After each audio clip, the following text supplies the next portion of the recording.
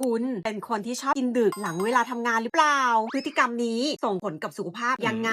การกินดึกไม่ใช่แค่ทำให้น้ำหนักขึ้นแต่ส่งผลต่อสุขภาพโดยรวมการเผาผลาญลดลงการนอนหลับแย่ลงตอนกลางคืนร่างกายเราจะเผาผลาญลดลงฮอร์โมนอินซูลินจะสูงขึ้นร่างกายจะสะสมไขมันแทนที่จะเผาผลาญออกไปวิธีแก้ 1. กำหนดเวลาอาหารห้ามกินดึกกว่า1 ทุ่มจะทำให้ระบบย่อยอาหารดีขึ้น 2. เลือกอาหารที่ดีต่อสุขภาพโปรตีนไฟเบอร์ 3. จัดการความเครียดลองหาอะไรทำแทนการกินอาหารอ่านหนังสือหากิจกรรมผ่อนคลายฟังเพลงถ้าคุณรู้สึกว่าการกินดึกหลังทำงานเป็นปัญหาคอมเมนต์มาบอกกันว่าคุณจัดการพฤติกรรมนี้ยังไงบ้าง